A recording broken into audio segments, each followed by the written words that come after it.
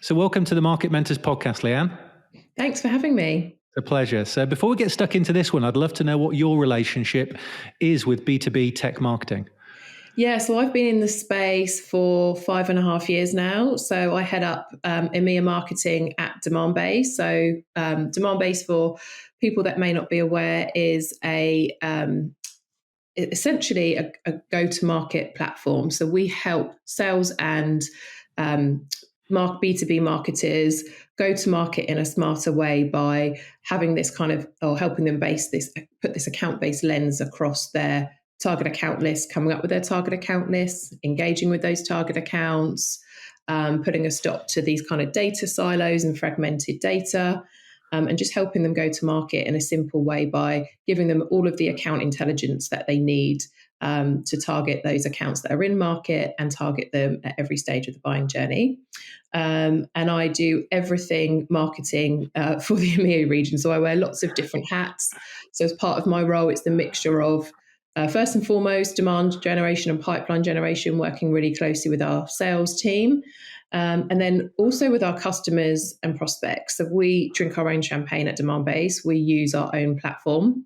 And so I get involved in a lot of pre and post sale conversations with prospects and customers about best practices and general ABM strategy stuff. Awesome. So Demandbase will be one of those logos on Scott Brinker's massive document of MarTech tools out there. It is. Yeah, which is growing by the year, isn't it? By the looks Absolutely. of things. Yeah, I think is it over 10,000 now, or maybe close to 10,000? I think it is. It changes so much. I think it is. I think it is. So I can't imagine there's a demand gen marketer out there who doesn't want to increase their pipeline. But what should they be thinking about first? Yeah, and I mentioned it a little bit in terms of how Demandbase kind of helps sales and marketing. So a lot of the reality for a lot of companies is that they have lots of fragmented data. So they've got all of this critical data that's scattered across a variety of systems, and it's just it just causes them lots of issues because they're not all aligned on the same set of accounts. They can't see all of those different account interactions or what people within those accounts are doing. They perhaps can't identify the right accounts to target that are in market. They're not able to then orchestrate those relevant interactions across channels. Their sales and marketing teams aren't aligning around that common view of the account. And then measuring success and just tracking how their efforts are moving the needle is really difficult. So I think the first sort of part of that is really about embracing the data and creating that single view of all of your account data. So it's in one place so that your sales and marketing team can act as one team. So that's really critical for any sort of, go-to-market strategy to work really effectively. And then the kind of second part to that is then once you've got all of that data foundation in place, then you start building your total addressable market. So then you would work with, as a marketing department, you'll work with your operations team, your sales team to really understand who are the best accounts that we want to target. So who matches our ideal customer profile. So we look at things like, what are the typical industries that we sell into? What are the revenue ranges? It might be, employee size. Are we more focused on small businesses, mid-market, enterprise size accounts? Are there specific industries that we want to go after? What are the typical job titles? So all of those characteristics that make up your ideal customer profile, so you have those. And then you kind of take that and then, there's technologies out there that can help you build a target account list based on, okay, these are the accounts that match that profile. Then we layer on intent data. So that's the key thing. It's like, these are like, they kind of tick the ideal customer profile boxes for us. But actually out of those accounts, who are the ones that are in market right now? So I think that's the key kind of point is like putting that data, building that data foundation, getting your ICP in kind of built and in place, and then start to look at solutions that are going to help you find the target accounts that are in market and giving you that intent data. And I think that's the first step in terms of jump-starting your pipeline, because you're able to then focus on the accounts that are in market right now. Awesome. And how often would you do something like that then? Is that something that you do throughout the year then? Is it something that you do yearly? I'm just thinking from a practical point of view, if somebody's thinking, actually, I probably need to do this, how often do they actually need to do a piece of data work like this then? Yeah, so I mean, in terms of your ideal customer profile, those sort of characteristics shouldn't sort of change too much unless you're bringing out lots of new products to the market. So it might change depending if you're bringing out new products to the market. You might tweak your ICP for each of those products if they're suited for a particular type of business. But if if your product doesn't change kind of too much, or your ICP doesn't change too much, it really depends on your sales cycle. So how long is your sales cycle? If you've got longer sales cycles, then you need to have fewer accounts on that target account list. If you've got quite quick sales cycles and maybe it's like 3 to 6 months, you need to have more accounts on your target account list. So you're going to be updating them more often. So we're at Demandbase, we're targeting a mixture of mid-market and enterprise, and we make we'll make slight changes to the target account list every quarter, and then a bigger change every 6 months. Perfect. So once that sort of foundational data work, if you like, and you've got your sort of ICP in place, then how should we then approach the go-to-market? Yeah, that's a really good question. And I think about this is where you take the kind of best practices of like an ABM approach and then mix that with customer experience. And then it's this whole kind of new go-to-market, which we call account-based experience. And that, in essence, is where you're really aligning those experiences to the account journey. So based on where those accounts are at any stage of the sales cycle. So once you're you kind of have that mapped out, you're then able to engage those target accounts with personalized experiences across multiple channels. I think that personalization piece is so key. It's giving them essentially relevant information based on where they are in the sales cycle. And we've gone through a whole sort of exercise of actually mapping out all of our content to each of those different stages of the buyer journey as well. So at that kind of early kind of stage, when they're right at the top of sort of, or beginning of that sales cycle and they're just researching, this is where you're kind of focusing on building up that trust. So you're building your brand, and you're kind of focusing on more, thought leadership type content. And then as they get kind of more engaged with you, you're moving from more like emotion to logic with like thought leadership type content and education. And then when they're really showing those sort of in-market signals and actually interested from hearing from you, obviously then the type of communication then changes.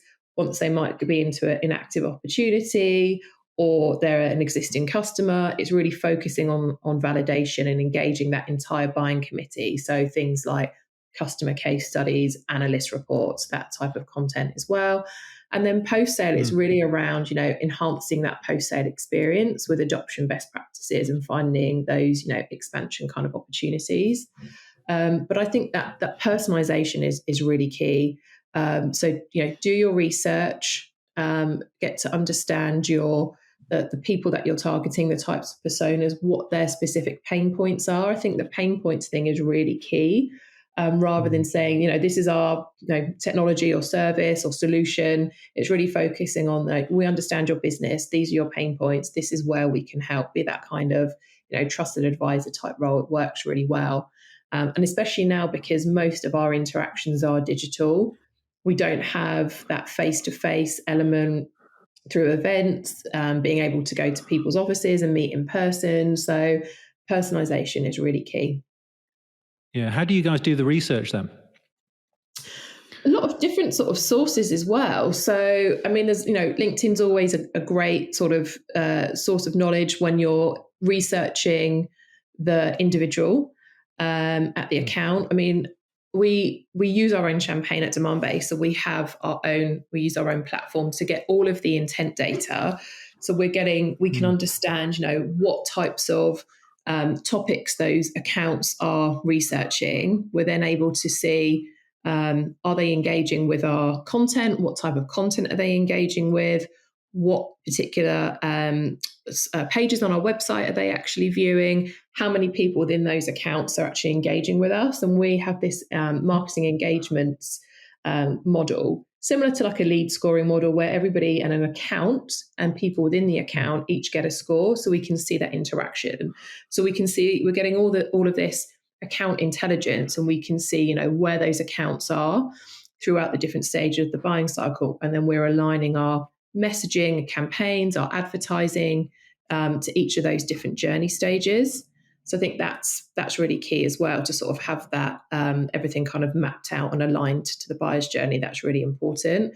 And then there'll be other sort of sources. LinkedIn, I mentioned. There might be other sort of research companies there, companies' own websites. There'll be sort of industry specific sort of sources. So yeah, some variety of sort of sources. So the account intelligence that we're able to get, then looking at some sort of external sources to really understand, has there been any big company announcements, acquisitions, mergers?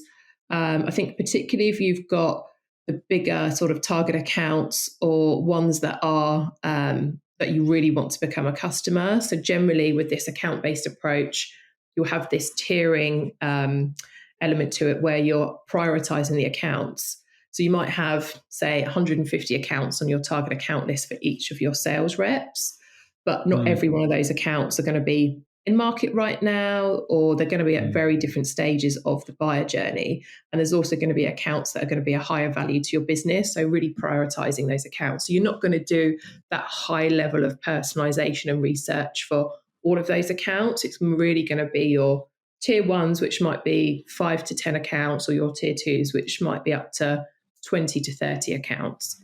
So it's prioritizing those accounts first of all, and kind of tiering them, and then sort of working with your sales team to really build out those account plans for those ones that sort of at that tier one level, to get all of that research and information on those accounts. Perfect. And you're talking about sales then, sort of bringing sales in, and it's probably a good point in time to sort of talk about the alignment between sales and marketing. Because obviously it's great doing all this sort of data work and then they go to market, but if you haven't got that alignment with the sales team in place, then it's all going to fall down. What would you be doing then to make sure that the sales team is on board then, if we're thinking about sort of jump starting a pipeline then? Yeah, so I think getting them on board is crucial to any sort of this type of strategy, just it being able to work and being a success. So I think it's about activating your sales team and giving them that account intelligence, so they have all of that information. So you can do that through a variety of different ways, through email reports. There's our sales team actually we use Slack at Demandbase. When one of their target accounts goes on to our website, we have an instant Slack notification to be like, hey, they're looking at, this account's on the website, they're looking at this particular piece of content. That could be really helpful if they've just had a meeting with that particular account and we're seeing that engagement, and they've told them to look at a particular, could be a customer, for example, and they're using product A, but they're researching product B. Like that kind of information is really good to have. So we'll give them all of that account information. We do deliver it via email as well. So they'll get like a weekly snapshot of, this is all of the key activities for your target accounts. And there'll be various things in there that it might be, these are the ones that are showing really high engagement, but they haven't had any sales touches in the last 2 weeks. These accounts have moved to a marketing qualified account this week. These are the accounts most active on our website, or it could be these accounts are showing really high intent around our competitors. Those types of insights, I think, delivering them into their inbox, and then also available, whatever sort of CRM system that they're using to, record all of that account and opportunity information, being able to actually, integrate with those systems, because most of the time, the salespeople live within those CRM systems. So also giving them all of that account intelligence data that you're able to get at that kind of account level view in your CRM is really key. So they're not having to then go find it. And then one of the things that we do with our sales team every month is what we call our ABM stand-up. So that's myself, the salesperson, their SDR, getting together on a monthly basis, and we go through and just have a look at all of the intent data. So like, right, let's pull up a list of your target accounts. what accounts are showing really high intent, what again, what web pages are they visit, what does that engagement look like, who are the most engaged people, where they're having that engagement, but perhaps there hasn't been any outreach by an SDR for a couple of weeks. We look at all of those types of sort of data, and then we might have other sessions that just focus solely on, right, we've got, these are our 5 accounts that are in our tier 1. How can we drive more pipeline with those accounts and sort of start to build out account plans? So they take a sort of different form every month, essentially. But I think just having that regular cadence of, let's meet as a team, let's see what that account intelligence looks like, and then what are we going to do? What is the kind of next best action? Or it could be, we're seeing certain accounts that are getting stuck at a certain stage in the sales cycle. How can we then start to re-engage those accounts and try and help you get that account to become a closed one account? So I think having those regular meetings with the sales team, showing them all of that data, working together and coming up with a plan on where you can help them, that's been really effective. And is that something you've always done then, or do you think that's something that you're doing more now because it's an ABM approach? Yeah, that's actually something we've done more. That's a newer sort of initiative for us. The ABM stand-ups are. So the reporting and everything has been something we've been doing for years, but the ABM stand-ups has been in the past just under 12 months, actually. That's been really effective. The other thing that we do, which is really fun, and this is more focus for our SDR team, we have Shark Week every quarter. And this is it's a really fun, and we've seen a lot of our customers actually do this as well because it's been so effective for us. Shark Week is essentially normally the second week of every new quarter, and it's solely focused on building pipeline to really help jumpstart that pipeline for that quarter and subsequent quarters as well. And so as marketing teams, we have we make sure that we have lots of programs that are sort of launching the week of Shark Week a couple of weeks before, so that the SDRs can then really leverage those. We might have something like a direct mail campaign that's running a week before, so that they have that Shark Week to follow up on that. We'll have you might be webinars, events, there'll be lots of new content offers, lots of different things that they can leverage to really help them reach out to their target accounts and try and engage with those target accounts. We've actually got ours coming up next week. So it's just really good fun. They have lots of competitions. There's prizes, money normally for those types of teams that are well, it's performing teams. Funny for salespeople to be motivated by that. Yes, the people that are creating the most opportunities, the ones that are getting the most amount of meetings, the highest amount of activity. And it's really fun. We've got shark costumes. There's been lots of things sort of over the years as well. So it's just a really fun week, and it gets the team, really sort of excited, and a bit of healthy competition is always good fun. And it's good because we've seen our customers adopt this similar approach, and they're starting to get good results from it as well. So that's another thing I would say, like Shark Week, try that, embrace it to help pipeline. Perfect. So it's all good and well doing all this sort of stuff, but you've obviously got to prove that it's working. What sort of metrics would you typically be tracking then in this situation? Yeah, and there's lots of different ones as well. And I think it's about having that account lens around all of those metrics as well. So a really good quote that I like from David Ogilvy is like, don't count the people you reach the people that count. And I think that's so true. So there's always short-term metrics, and there's more longer-term metrics as well. So some of those shorter-term metrics is just looking at the engagement of your target account. So it might be, we have dashboards set up to show us for this quarter how many target accounts are we engaging with, and then we'll have that split by what does that look like for tier 1, tier 2, tier 3. But also things like, are those target accounts, are they in pipeline? What's the percentage of target accounts that we have in pipeline? Some of the shorter term metrics are things like website metrics. So are those target accounts actually visiting our website? How much time are they spending on our site? What content are they engaging with? How many people within our target accounts are actually engaging with our different programs, how many people are engaged, how many engaged contacts do we have within our target accounts, and then how many of those target accounts are moving into pipeline and becoming closed won business. We would look at a comparison of like a target account versus a non-target account.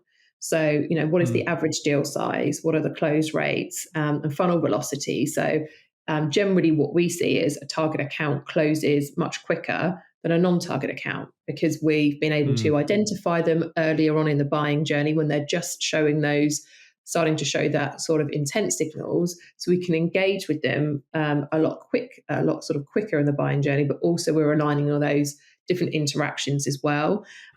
We sort of see those average deal sizes increasing because we're able to have those conversations earlier and prove the value of our type of solution. So those are the types of things that I would say, we measure, and a lot of our customers use similar metrics as well. And would you advocate for marketeers to be looking at those metrics and even be sort of measured on those metrics, which are much further down the funnel then? I mean, you hear about sort of a lot of marketeers, a lot of people in the industry talking about MQLs and the relevance of an MQL. Somebody's downloaded something. What does that actually mean? And a lot of organizations still kind of focus on that as a kind of the indicator of performance, the MQL. Yeah. We want you to achieve X amount of MQLs in this quarter. Yeah, I wouldn't say get rid of the MQL. I think that's one measure. That's not the ultimate measure of success. That's just one part of it. One of the things that we do is we have a reverse waterfall. So it's actually, we've done that reverse calculations of, okay, this is our pipeline goal for this quarter. How much, based on the conversion rates, on our conversion rates, we know how many MQLs we need to generate every quarter to get to that pipeline number. So it's important from that perspective. But I think doing that kind of reverse calculation is really helpful, because you can work out what you need from an MQL perspective to get to that pipeline number. I think ultimately pipeline number is very important.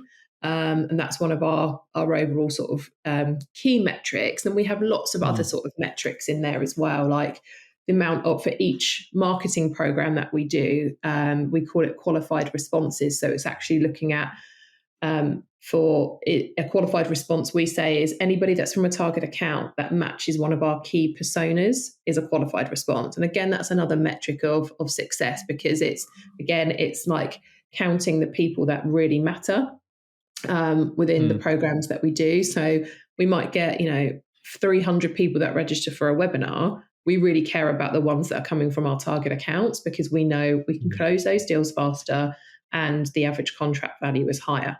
So I think those are the sort of important metrics to really think about, is again applying that account lens to those metrics. Right. What do you think will be some of the biggest challenges in executing something like this, having been there, done it yourself? What are people going to struggle with?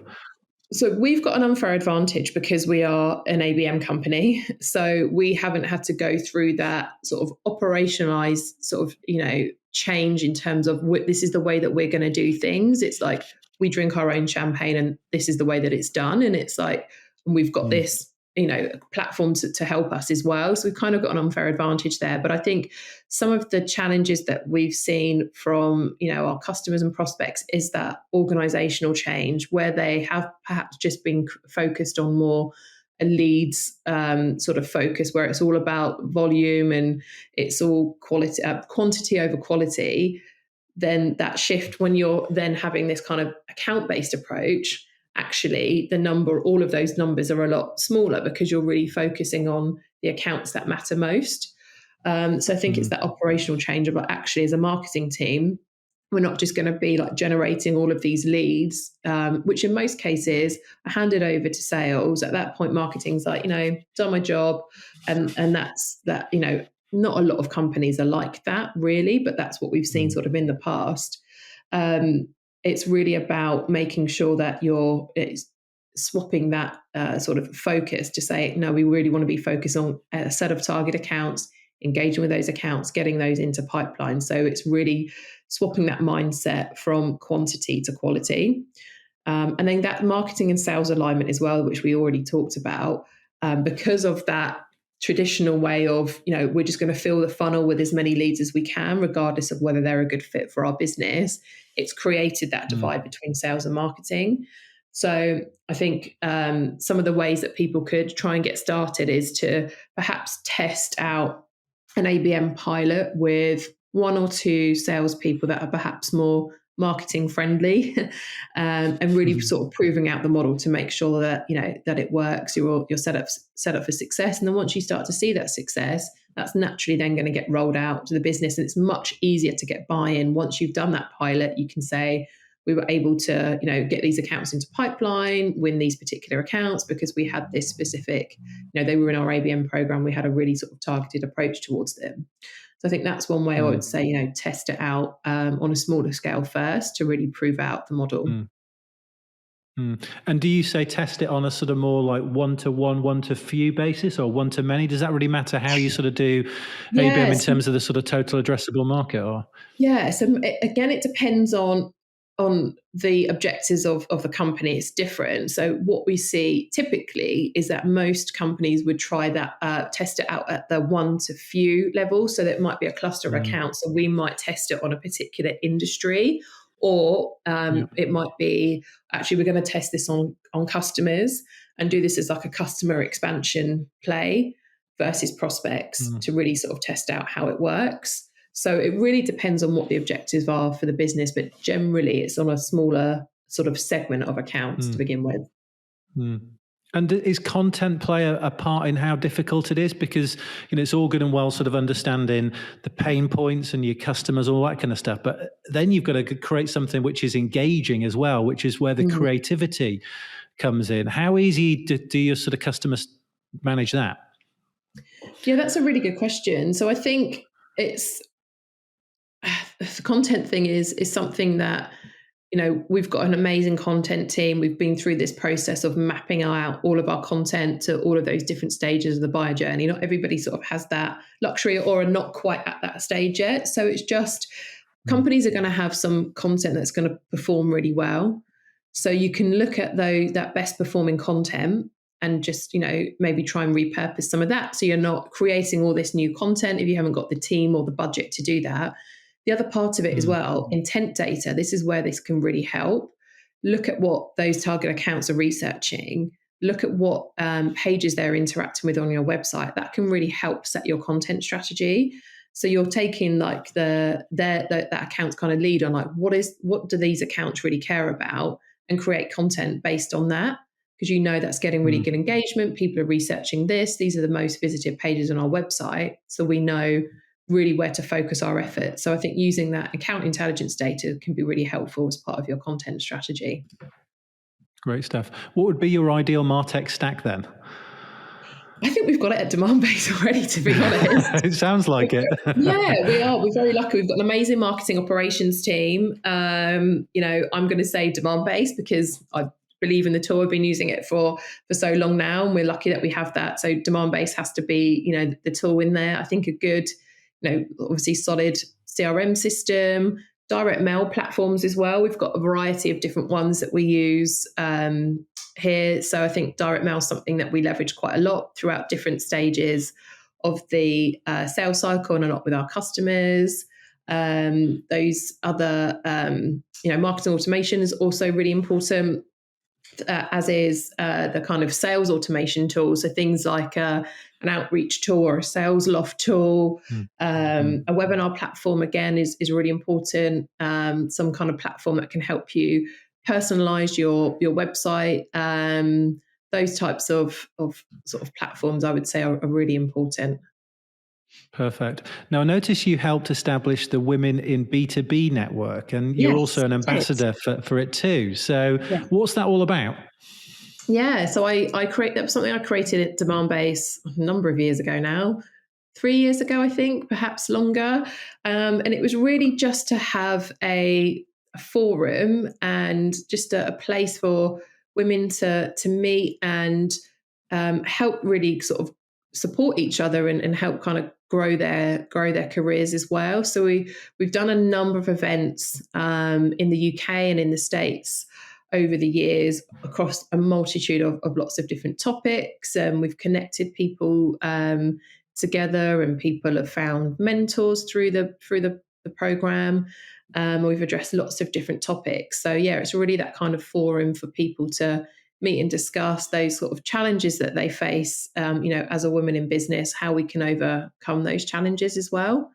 So yeah, that's the Women's Network. Awesome. And practically speaking, I mean, I know a lot of businesses are talking about gender inequality then, but what do you, having sort of talked to people about this, what do you think, practically speaking, then businesses can do about it to address this? Yeah, and I'm by no means an expert. I don't have a sort of HR background or any sort of diversity or inclusion background. What I've seen in my experience and through my conversations is that I think companies really need to, if they need, that's something that they need to address, then the balance is off. I think it's really about making gender diversity and inclusion a company initiative that is prioritized, and help sort of operationalize that through the organization and have measurements on that. So they would have, we have what we call our OKRs around that as an organisation. We've got a huge sort of focus on diversity and inclusion at Demandbase, and things that are rewarded as well. I think that can really help when it's tied to company metrics. That is a sort of a good initiative and a way of people saying, okay, actually, my company is really taking this seriously, and people are, when you've got a metric there, there's some accountability there. So, making that a business imperative, I think, is important. Also, things like hiring for culture. When you're hiring new people, particularly in those, roles or in sort of key roles within the business, if you want that company culture that really celebrates and embraces that true gender equality, then hiring people that have those same core values can really help as well. And I think encouraging development at all levels, that can be something else that can really help. Things like looking at evaluating, maternity and paternity leaves, women in leadership roles, all those types of things can really help. And if you were talking to a young woman today then in marketing who wanted to advance their career then, what advice would you give them? Yeah, so I think it's like looking at those, looking at those types of policies of the company. What are their sort of core values? What do they stand for? I think understanding what their learning and development sort of plans are. Do they have those kind of career development plans in place? If they really want to, it's a company that they really want to grow at, what does that look like? Do you have that kind of set out to show you, yes, that there's a clear sort of path to say, this is how I can get to that next level within my career, and I've got the tools there and people within the business to support me? Those are the types of things that I would say to look out for and question, if you're sort of interviewing for a new role. And would you advocate questioning? Some people are always a bit nervous about this sort of stuff. Should I ask the questions that I really want to ask, or is it going to jeopardize me getting the job that I really want? What would be your advice? I mean, would you recommend candidates to be open and to literally question the company about this sort of stuff? I think so. I think interview in any new role, it's two-way. Like, you're interviewing the company because you spend so much of your time there. It has to be, something that, and no, going through an interview process and changing jobs is stressful. You don't want to do that. You really want to find a company where you can stay and grow, and one that really aligns with your values as well, so that you don't have that after, months or a couple of years down the line, it's actually, changing those roles. So I think so. I think interview is like a two-way thing. You're interviewing, the interviewee is interviewing the interviewer as much as they're being interviewed, if that makes sense. Oh, it does. Well, I would agree. Yeah. And actually, the best companies that we see tend to split the interview in half. So one half will be the company asking the candidate questions, and then it'll literally be, right, okay, we're going to switch now. It's your turn to ask us questions. Nothing's off the table. It's, honestly, just get it out. Let's talk about it, because like you said, you either end up getting in a job or a company that isn't quite suited to you, which doesn't benefit anybody in the long term. You're not a right, and that's the best thing to do, because it's not a right. It might not be a good fit for everybody kind of involved as well. So I think that's important. In my experience, if I'm interviewing people that don't have questions, that's a bit of a red flag for me, because I'm like, you're not really taking this seriously. And they're showing a bit, they've sort of done their research about your company, but they're interviewing me as well. I see that as a positive thing. Yeah. Last question then. So as an experienced demand gen focused marketer then, what do you think makes somebody very good at demand gen? So being data driven and having your strategy based on the data that's there in front of you, I think is really important. So making those decisions based on what the data is telling you. Perfect. Well, I've really enjoyed our conversation. So thanks very much for giving up your time, particularly, the sort of stuff that you've talked through about sort of, building that pipeline, I think will be so useful. The thing that sort of stuck in my mind was this sort of personalization at scale, which is fantastic. So, and obviously the work you're doing around gender equality is fantastic as well. So I really appreciate your time. Great. Thanks for your time. No worries.